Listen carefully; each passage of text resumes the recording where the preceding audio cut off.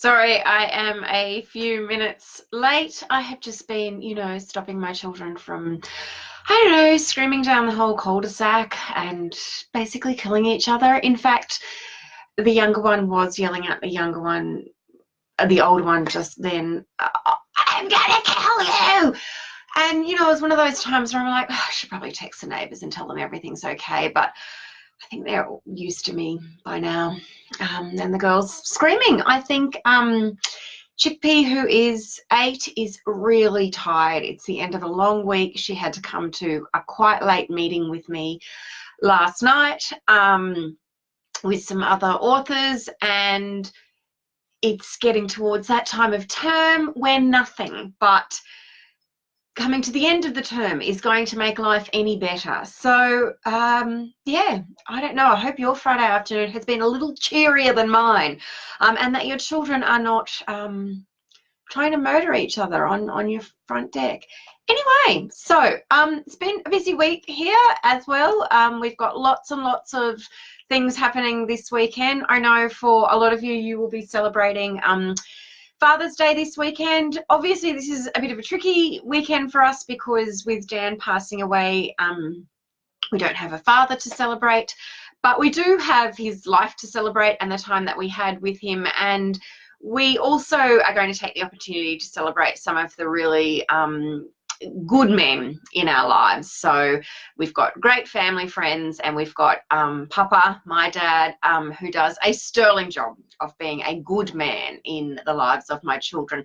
And on that note, I forgot to bring it over towards my desk, but for those of you who are still looking for a book suitable for Father's Day, I cannot recommend highly enough My Dad is a Dragon by Damon Young and Peter Carnivus. It's the, I think, final one in their series of books about family members, and I just adore it. And there is a bit of a nod to Dan in this one, which Pete snuck in. He knew this was one of Dan's favourite series, and Dan had read all of this series to my girls. So there is a little bit of a nod to Dan. It's actually on this page here. And I did mention it on my social media earlier in the week, but I will tell you here, it's actually Dan had a samurai sword letter opener situation, which he loved. He loved everything to do with martial arts, and he loved the Samurai versus Ninja series by Nick Falk and Tony Flowers. And he had this samurai sword letter opener, which he used to wield around and use it to open letters dramatically. So Pete knew about that. I don't even know why Pete knew about that or where I'd mentioned it, but he's included Dan's letter opener in the book, which is really, really sweet. I remember how he knew about it. Ava actually, my 11-year-old, actually emailed Peter Carnivus about some things that Dan really loved, and that was one of them. So he included that in the book for the girls, which is beautiful. So I would really highly recommend that one if you are after a book for Father's Day. Now, in terms of the books that I am talking about this week, and Nicole and Michelle, I'm really pleased to see that I'm not pleased to see that your children are also a little bit feral this afternoon, but it's nice to know I'm not alone. I don't know, Friday afternoons aren't what they used to be. I remember lots of Friday afternoon drinks in my past. It was great. Anyway, I do have 5 really lovely books to talk about this afternoon. They've actually got a bit of a theme, which I didn't really mean them to have at all. But as I was having a think about them just before, I thought, they've got a theme of children who are slightly outside the square and don't fit into the mold of what we might expect or want them to, which is also appropriate given my children are still screaming upstairs. I can hear them. But they're books which have got kids or issues which are ones that I think we all need to think a little bit about a bit more deeply. And 2 of them relate, well, in fact, 3 of them really relate quite strongly to education and children who don't fit the mold. So first book I'm going to talk about, however, is There's Orangutan in My Bedroom by James Selleck and Fran Preston-Gannon. Now, this was done in collaboration with Greenpeace, and it has a foreword by Emma Thompson. Now, I love Emma Thompson, and I suspect that quite a lot of you love Emma Thompson as well. When I've been reading this to all the kids at school this week, it's been really amusing. Not a single kid has known who Emma Thompson is, which of course isn't, unusual given she's you know, I thought they might have known her from the Beatrix Potter movie, but no, nobody knew who Emma Thompson was. Anyway, I really liked her forward regardless. It's got great end papers, and I've said this before and I will say it again until I am blue in the face. Please have a look at the end papers with the little readers in your lives. These end papers here give a really good, and this is what I use end papers for all the time when I'm reading books with kindy, right up to my grade 6 students at school. I always say the end papers are a really good way to predict what the story might be about. They give you a clue as to some of the themes in the story, and in this case, they give a sense of the setting of the story. It's obviously a forest setting, and there's an orangutan down here, but what's up here, everybody? And all the little kids start to say, oh, it's some sort of a digger. What might be going to happen? And this is a story about deforestation and about palm oil. Now, that might seem like a really heavy topic to read with young people, but gosh, it's done well. It is for every orangutan who still needs our help. And it came about based on an ad that Greenpeace did in late last year, which I think actually got banned in Britain.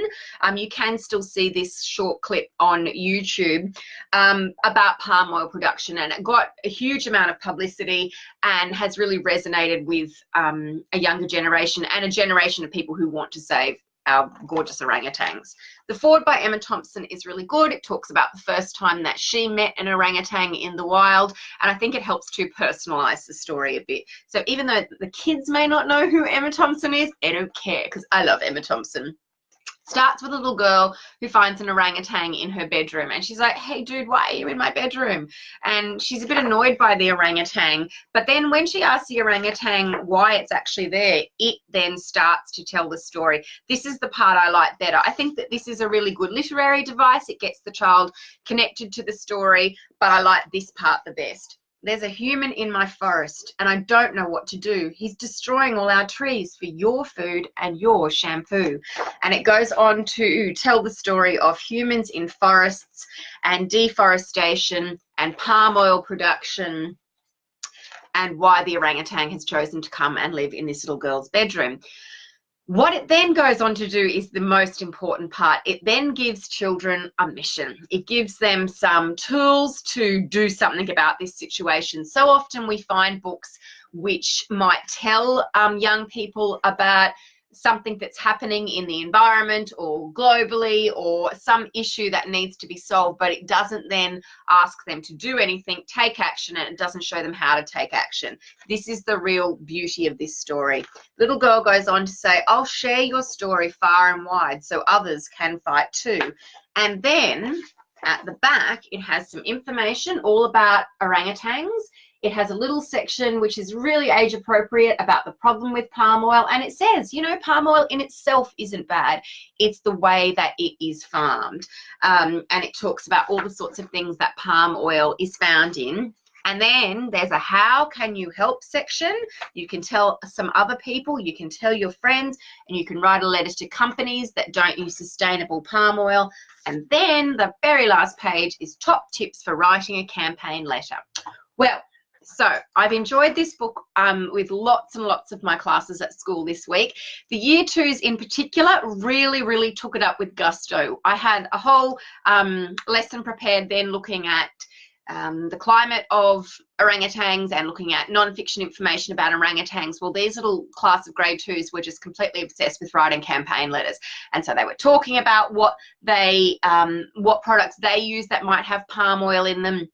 We watched a really great clip on BTN about palm oil and its production and how it is destroying the habitats of orangutans and other wild creatures. And they then got themselves started writing letters to some of the companies that use palm oil, which is not sourced sustainably. So much so that we were late for morning tea. Anyway, that's okay. But quite a few of the parents had emailed me and said, oh, must have read a really interesting book in library today. And Chickpea herself was last night at this meeting underneath the table writing a letter to Woolworths asking them to label products with palm oil more effectively. So it's been one of those books that I think has resonated with children. Obviously, the hook in is that most children love the idea of orangutans, and they are very cute and they are furry and they are very human-like. but it's looking at then issues of taking action and actually how to take action. So it's a great book for early childhood right up into the middle years of primary. Highly recommend that one for your library shelves or for your home shelves.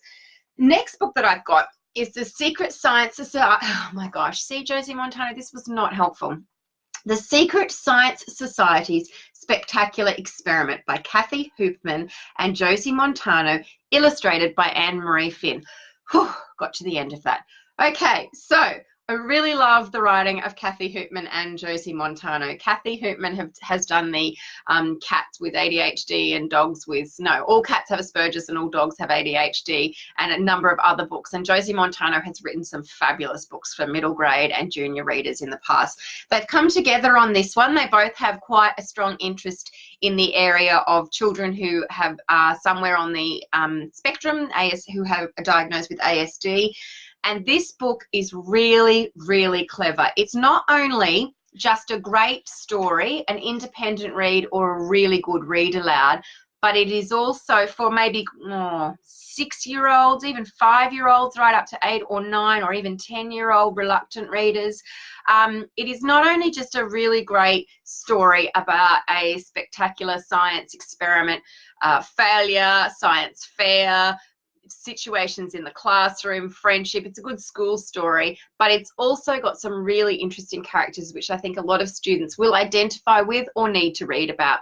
So there is, the main character is Zane, and Zane has ADHD, and it spells that out, that he's got ADHD, and that sometimes what he says in class, he says, I think I'm really kind and I always try really hard to do the right thing, but sometimes that doesn't work out the way he thinks. There was a section I was going to read, and now I didn't. I was going to read you a passage from the book, but I can't find it. It's a really beautiful sentence about how Zane tries really, really hard to always be doing the right thing, but other people don't seem to see it that way. He is put into he really stuffs up in a science lesson with some powders mixed with some water. You can imagine what is possibly going to happen. He is then put into a group to form a science show exhibit with his best friend, Bart. Bart has got autism. I love Bart. Bart is my people. I really like Bart. Bart he's just genuine, and he's warm, and he's obvious in some ways, and he's subtle in other ways. He's really funny. He's a great character. And then there's Kiki, who's got quite severe anxiety, and then there's Mona, who nobody names. The authors don't name anything that she is diagnosed with, but she's sort of outside of the box. She's not got a lot of friends. Her nickname is Moaning Mona. She's a bit of a grumbler. You know, she's just one of those kids that just, you know, isn't going to fit the mold that we want them to fit into sometimes in schools. It's a really, really lovely story about celebrating those children who are, well, we're all different, aren't we? It's just celebrating difference, diversity, neurodiversity. Yes, it does name some of the conditions, but then it doesn't name other conditions. I really liked that. I actually think it's really important to name conditions. I think it's great that children feel empowered to talk about their anxiety. I think it's great when children can say, hey, I've got dyslexia, or hey, I've got ADHD and I'm medicated for it. I think that it's important children own their condition. And then other times it's not going to serve any purpose to have a diagnosis or have a name that you can say out loud to other people. So it's got both types represented. It's got the naming of the diversity, and then the not naming and the not over-diagnosing of conditions. It's just a really clever book. I think it could be really empowering for children, and it's funny, it's fast-paced. I suspect it's the start of a series by Wombat Books. Yes, it is Wombat Books. And I think it's going to be a really popular series for kids that like science, for kids that just want to read something about people who think differently to them or the same as them. We've all got strengths. We've all got weaknesses. Let's just celebrate everybody and celebrate diversity. And that's the great thing about when we get kids to work in groups, as happens in this book. When we make children work with other people who are different to them and the same as them, we find that all of our strengths together, pooled together, all of our unique qualities can sometimes help to make the best product possible. So it's a clever book, really clever idea. Well done, Josie and Kathy. And I really love the illustrations by Anne-Marie Finn. I've really enjoyed any book I've ever seen by Anne-Marie Finn. One of my favourites is the Stephen Herrick one from Donkeys years ago, but she's done a really beautiful job with the line drawings in this book. They're funny and they really add value to the text, which is great to see in a junior fiction novel. My next book I want to show you is Toffle Towers Fully Booked, and it is the new series by Tim Harris, and it is illustrated by James Foley. Now, Tim Harris is the author of the Mr. Bambuncle's Remarkables series, which has been hugely popular in my library with about grade 4 or 5, and this series is absolutely going to take off. I've only had it in the library for about a week so far, and I've given it to a couple of kids to read, and they've read it overnight or over 2 nights and absolutely loved it and said, when is the next one coming out? So this one is about a gorgeous young boy. I think he's called Chegwin. I'm not quite sure. I mean, Tim Harris, seriously, could you not have picked an easier name? Chegwin, I think it's Chegwin. Anyway, Chegwin is about 10. Chegwin is a daydreamer. He's sitting in class, and again, Chegwin, you know, he's trying to do the right thing, my friends. He's sitting there, he's trying to do the right thing in class, but he finds himself daydreaming a lot. His teacher really does not like him. In fact, his teacher is darned awful. But Chegwin is always thinking about how he'd like to live inside a fridge when he's supposed to be thinking about something else that Mr. Bridges is talking about, something usually quite boring. And he's always, you know, off inside Chegwin's mind. And there's these great little pages with illustrations by James Foley and good text boxes and stuff where we see inside Chegwin's mind. Anyway, Chegwin is having a really, really awful time at school. It would be fair to say nobody is very nice to Chegwin Toffle. Except his parents are just remarkable people. They adore him, they accept him, they think he's uber intelligent, he's just wonderful, as all parents should think about their children. But he has just discovered, he gets home from school one day after another particularly sort of dreadful day at school, and he discovers that he's inherited a hotel from a great uncle that he didn't even know. The hotel is called Toffle Towers, and Chegwin and his parents moved to Toffle Towers. Now, there is a few disasters when Chegwin takes over the management of Toffle Towers. He orders 60,000 litres of milk instead of 60 litres of milk one time, and there's all these disasters. It's very, very Fawlty Towers. Like, I don't know if Tim Harris is a Fawlty Towers fan, but oh my gosh, I could just see. This for me was like reading Fawlty Towers for children in book form. It was really clever. Things aren't going great for Chegwin in Toffle Towers at first, but he turns it around and it actually ends up becoming a marvellous place to be with a flying bus and all sorts of fabulous things. And I'm sure that this is going to be a series as well. In fact, it is going to be a series because it says number 1 on the side there. Tim Harris is really acing it at the moment. I cannot recommend his books highly enough for middle primary. They are clever, they are funny, they are fast-paced. Tim is a former teacher, and I just really hope he keeps punching these books out because they're exactly what we need. Fun, joy, bit of a strong message in them, but just basically fun and full of joy. So, yeah, highly recommend Toffle Towers, first one in the series. Next book that I want to talk about is The Land of Stories by Chris Colfer. Now, lots and lots and lots of people are constantly asking on my socials and on my blog what to read after Harry Potter and in your kids' next read. And I've done a really long blog post where I list all of the books that I recommend to children after they've read Harry Potter. The Harry Potter hangover is a thing, well and truly. And in that blog post, I've listed heaps and heaps of different series that you can try with your readers who are pining Harry Potter. This is one that comes up over and over and over again. And I've just recently been doing some talks with Rebecca Sparrow at Brisbane City Council Libraries and Frances Whiting, and Beck Sparrow was recommending Land of Stories for readers from about 10 plus who are experiencing the Harry Potter hangover, because her gorgeous 10-year-old has been loving this series, and in fact she says this series is better than Harry Potter, so that is a big recommendation. My 11-year-old is not convinced that this is going to be better than Harry Potter, and you can see she's only this far in. I have read the first 3 in this series and they are fantastic. Do I think they're better than Harry Potter? I think they're different to Harry Potter, but they share some similarities. Last week, I also talked about a book called The Land of Roar, and this book, The Land of Roar, shares a few similarities with Land of Stories as well. So I think I'd read Land of Roar first, get your child to read Land of Roar first, and if they like that idea, then get them onto The Land of Stories. There's 6 in the series. They are nice and thick, so they will keep your children entertained for a long time. They are by Chris Colfer, who was on, or is on, is Glee still a thing? I don't know. I'm probably not supposed to say that. Anyway, Chris Colfer was or is on Glee, and he has written these books, and they are fantastic.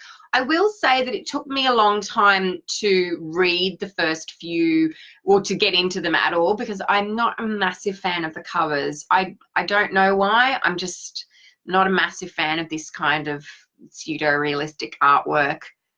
Yeah, doesn't do anything for me. And a book, I'm sorry, my people, a book does sell a cover does sell a book these days. We have to be conscious of that. So don't love the covers, but maybe kids do, but you should get over it because they're really good. So there's twins in this book, and the twins' grandmother gives them her old fairy tales book to keep them amused one day, and basically they fall into the land of stories where fairy tale characters exist, and these twins go on all sorts of adventures together. It's a great series about sibling relationships. It's a great series at looking at the traditional fairy tales, and looking at perhaps more realistic versions of the fairy tales and some of the characters within fairy tales.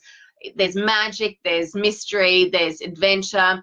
They are an ace series, and I had to reserve this one for my own daughter at my school library because they are literally never on the shelves. They are just never, ever on the shelves in the library. They're suitable for, I would say, I'm going to say grade 5 and up, but I know a lot of children have read Harry Potter earlier, so you can read them earlier if you want to, but I think they're best suited for readers from grade 5, so 10 years old and up, and they'd be really popular with all fans of Harry Potter, young and old. So highly recommend The Land of Stories.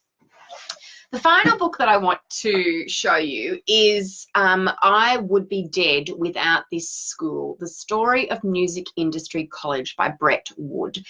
Now, a friend of mine gave me a copy of this book, or lent me a copy of this book, and I have subsequently gone and purchased a few of them to give to some of my favourite educators and people in the industry. I read Beautiful Failures last year, and it just so resonated with me. The idea that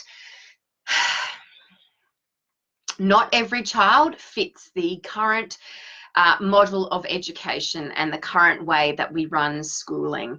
So I was really, really interested to have a look at this book, and it reminded me of Beautiful Failures. It's very, very different to Beautiful Failures, and it is Brett Wood's personal and professional story of him starting a school in Brisbane called Music Industry College. I'm going to share a little bit of the foreword with you. Our school is different. There is the obvious, the focus on music, the non-uniform, the late starts, but it is much more than that. For us, it's not about tertiary entrance scores, averages, and rankings. It is about individual students, engagement, and community.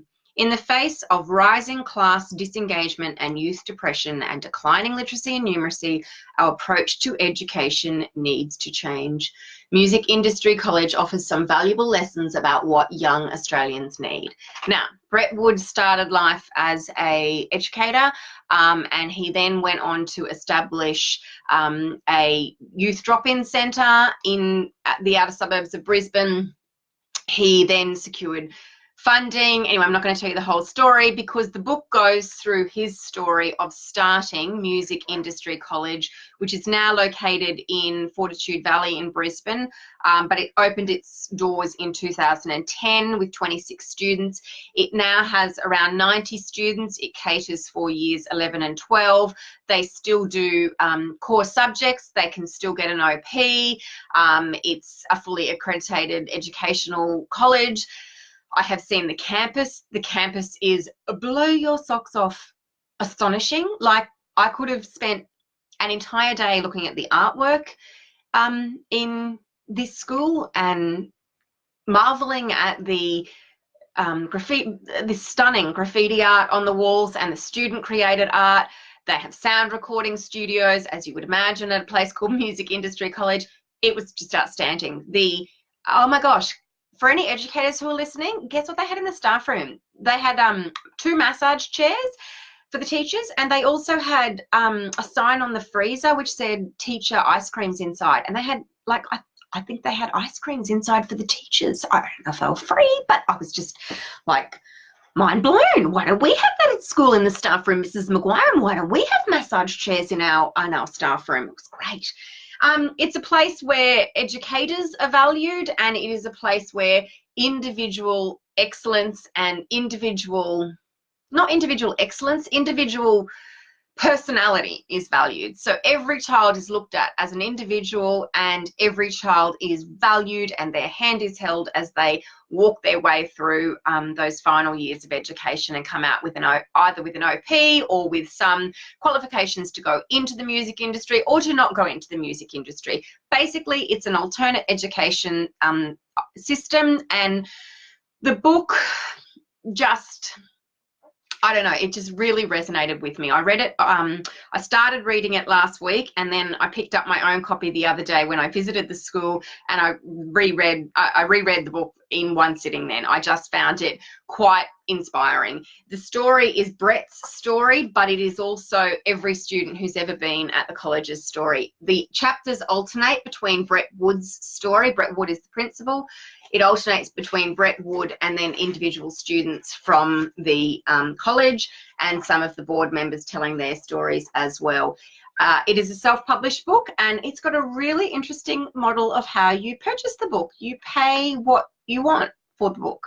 So I am going to link to where you can buy the book, but you pay what you want, which is an interesting idea. I found it hard as someone in the industry to get my head around how that would work, but there is already a precedent out there with the book by the Thank You Company, which is a pay what you want model of buying a book as well. I'm really interested to see how that goes for them. I love the idea. I just can't get my head around it as somebody in that industry, but like this book tries to get us all to think more deeply about different ways of educating students and different ways of meeting their needs. Maybe the book industry needs to think about different ways of getting their book products into the hands of consumers. This is a book which educators need to read, educators from all walks of life. So clearly I work in a traditional education system style of school, but I just got so much from this book. It challenges educators to push boundaries, to fight for what they believe in, to fight for but to advocate for their students' individual needs, and to say something, to speak up when something isn't right about something that we're doing within the education system. It's a book for parents. I think it could offer parents a lot of hope. You know, we all know, and I have some quite personal examples of the school system as it currently is just not fitting every person, and of course it's never going to. One system is never going to fit every person, but we have to look at other ways, better ways, different ways of reaching our students and educating our students and doing the best by them, doing the right thing by them. It's a story for I think people in government and in policy making. It's a story for everyone with anything to do with schooling or education. Highly, highly recommended. Good one to read if you read Beautiful Failures. And yeah, I've purchased a few copies to hand on to some of my favourite educators, as I said, one of whom is Jackie Child of Tinkering Child, who is also my teaching partner. I know she will adore this book because it's speaking her language. She's all about different ways of doing things, not just doing things because we're told we should do them, but doing things because it's the right thing to do by the students, and exciting students and offering them all sorts of pathways to success, whatever that looks like for them. So highly recommended. I would be dead without this school, The Story of Music Industry College by Brett Wood. And you know, it was interesting, as I said at the start, when I look at some of the books I've recommended this week, 3 of them are stories of classrooms where difference is either celebrated, da-da, or not celebrated on any level. Toffel Towers, poor Chegwin. So it's interesting that I didn't mean to, but this week I've had a little bit of a look at classrooms and education and inspiring students and, yeah, being aware and celebrating diversity. So I hope you all have a great weekend planned.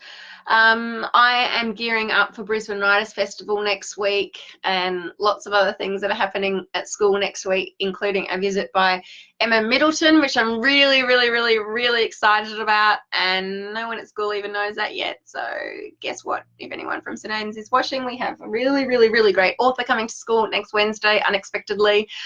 So yeah, lots of really fun things happening this weekend and next week. And I will see you all again next week for a very quick 5 on Friday before I head on into the Brisbane Writers Festival launch party.